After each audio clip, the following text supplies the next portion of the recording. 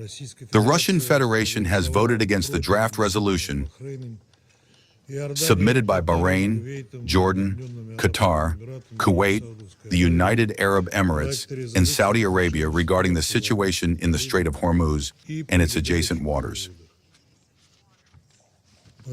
Our country's position regarding the current crisis in the Middle East is of a fundamental, consistent, and objective nature. We condemn the aggression of the United States and Israel against Iran. We respect the sovereignty and territorial integrity of all countries in the region, both the Islamic Republic of Iran and other countries of the Persian Gulf. We consider strikes against their civilians and civilian infrastructure to be unacceptable. Russia has undertaken and continues to undertake efforts, including at the highest level, to stop such actions. We strive for the earliest possible establishment of peace in the Persian Gulf and the Middle East. However, the Russian Federation could not support a text that would create a dangerous precedent for international law, international maritime law, any peace efforts, as well as the authority of the UN Security Council. Even during the discussion of UN Security Council Resolution 2817, we called upon all colleagues on the Council for a balanced and objective approach. Similar equidistant signals have already been repeatedly broadcast by the UN Secretary General, calling on the United States and Israel to end the war, and on Iran to stop attacking its neighbors. To ignore the root cause of the crisis in the Middle East, namely the illegal and reckless actions of the United States and Israel against Iran, is impossible and unacceptable. We and the Secretary General were not listened to then.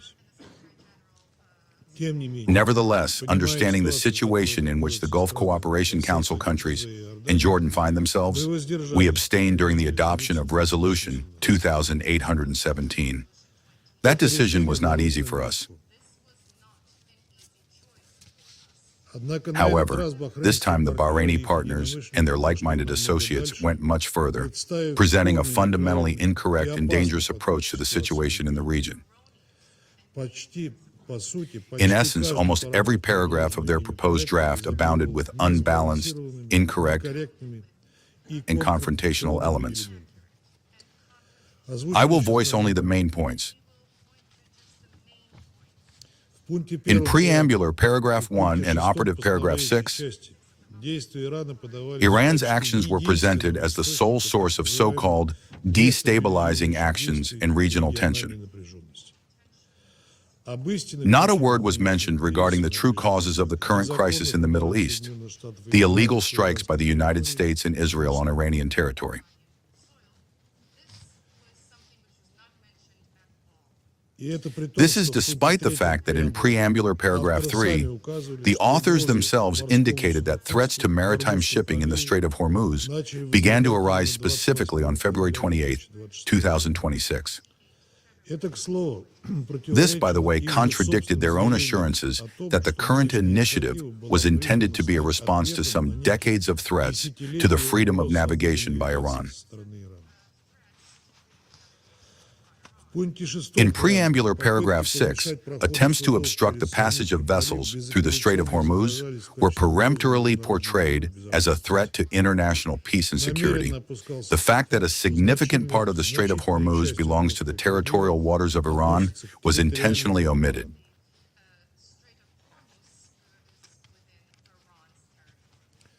In preambular paragraph 7, threats to merchant vessels and interference with the freedom of navigation were called the sole reason for the disruption of the continuity of energy supplies. Again, this was without reference to the root causes of the crisis, which the President of the United States himself spoke of frankly, publicly admitting that the end of hostilities would lead to the opening of the Strait of Hormuz. In preambular paragraph 9, as well as in operative paragraphs 1 and 4, references were made to the 1982 UN Convention on the Law of the Sea. This international legal instrument is inapplicable in conditions of armed conflict, a point we have repeatedly stated during the negotiation process. Preambular paragraph 10 stated that the source of threats to international peace and security in the context of the current crisis is allegedly Iran itself. The exclusion of references to Chapter 7 from this paragraph was not a panacea. Such formulations, in essence, can in any case be interpreted by unscrupulous states as legitimizing the use of force. Operative paragraph 2 requires no commentary at all.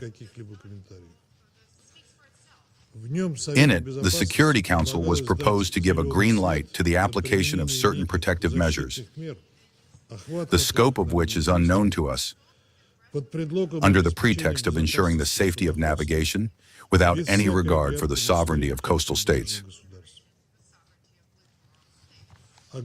Caveats regarding the strictly defensive nature of these efforts do not change the essence of the matter. Moreover, the authors themselves made it clear that this refers specifically to forceful measures. This was clearly indicated by the wording of operative paragraph 3, which emphasized that states acting in accordance with paragraph 2 must comply with the requirements of international humanitarian law.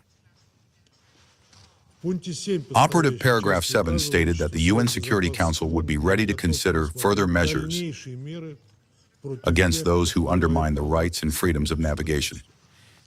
This is an undisguised hint at attempts at sanctions pressure, regardless of whether it is stated directly or not. In paragraphs 7 and 8, the text referred not only to the Strait of Hormuz, but also to the Bab-el-Mandeb Strait. That is, the authors deliberately expanded the geographical scope of their draft, thereby providing even more reasons for its broad interpretations. In operative paragraph 9, despite the correct message, a call for diplomacy, the text referred exclusively to the cessation of hostilities in the Persian Gulf and Gulf of Oman regions, as well as in the Strait of Hormuz. Regarding the necessity of ending the American-Israeli aggression, not a word. Mr. President, in the final analysis, no matter how much the authors tried to give the text generalized formulations, its essence remained unchanged, granting a carte blanche for the continuation of aggressive actions and further escalation. What this would mean from a legal point of view, as well as for the situation on the ground, is clear to us. Especially at a moment when we hear statements from the President of the United States about the readiness to destroy Iran in the event that the Strait of Hormuz is not opened. We are forced to once again remind the members of the Council of how Security Council Resolution 1973 on Libya, adopted by the Security Council in 2011, was perverted and what its broad interpretation led to. The limit of trust towards states promoting forceful methods under noble pretexts and vague formulations was already exhausted then. We have already seen how the United States tried to justify its strikes against Iran by invoking the right to self-defense in accordance with Article 51 of the UN Charter, giving it a preemptive interpretation. For all our solidarity with the Arab countries, which were set up by Washington and became victims of the tragedy in the region, we cannot fail to note that the attempt to impose rules of the game in the Strait of Hormuz would play only into the hands of those who want to further undermine security and stability in the Middle East and beyond. Protective measures for the guarding of vessels, like any other property of UN member states, do not require a Security Council resolution.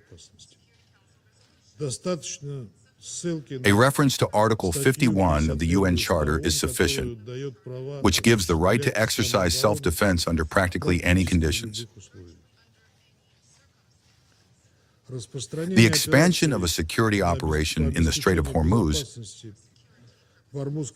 without the consent of the coastal states is yet another reason why we could not support the draft by Bahrain. Colleagues, the adoption of such a document, which ignores the broad context of the situation, would further antagonize Iran, which is already under daily American-Israeli strikes. A huge number of civilians are dying on the country's territory. Their number is approaching 2,000, a quarter of whom are women and children. The supreme leader and many other representatives of the country's leadership have been killed. Civilian infrastructure,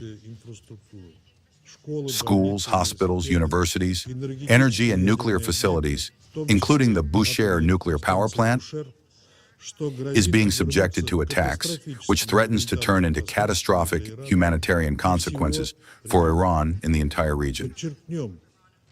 We emphasize that the Security Council has not agreed upon a single line assessing these violations of international law.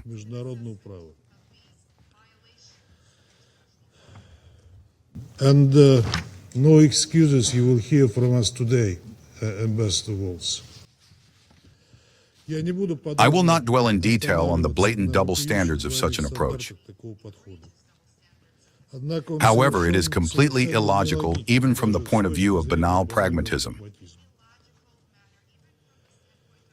The adoption of such a unilateral resolution would jeopardize any prospects for the resumption of the negotiation process for the purpose of settling the crisis, and would also hinder important and useful peace initiatives currently being undertaken by a number of states, including China, Pakistan, and Turkey. If the Security Council were to take the position being forced upon it,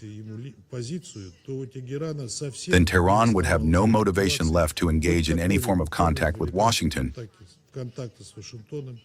which has already twice betrayed diplomacy, in June 2025 and in February of the current year, and began delivering massive strikes against Iran in the midst of the negotiation process.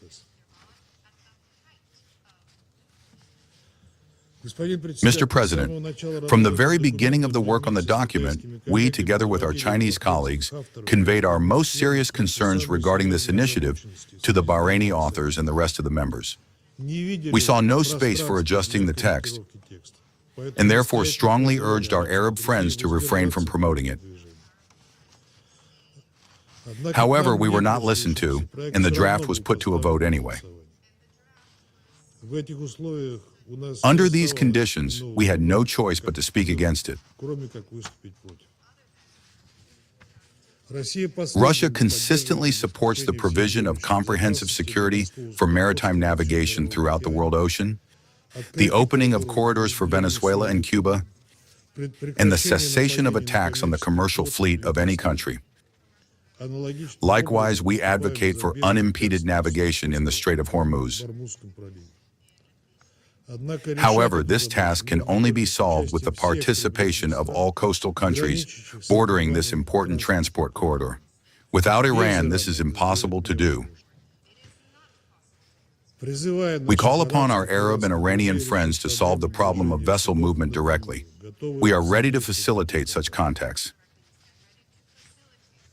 Mr. President, understanding the concerns of our Arab partners regarding issues of freedom of navigation, we, together with China, propose that the Security Council consider an alternative draft Security Council resolution on the current situation in the Middle East, including from the perspective of maritime security. We are convinced that ensuring genuine freedom of navigation in the Strait, which is so necessary for the countries of the region and the entire world, can only be achieved through the cessation of hostilities and the reaching of a negotiated solution. Our draft will be brief and in an equidistant and balanced key, in accordance with the principles of international law and the UN Charter, in particular, on the peaceful settlement of disputes. In this regard, we are immediately putting it into blue. We will provide additional information regarding plans for the vote. We count on the support of all members of the Security Council.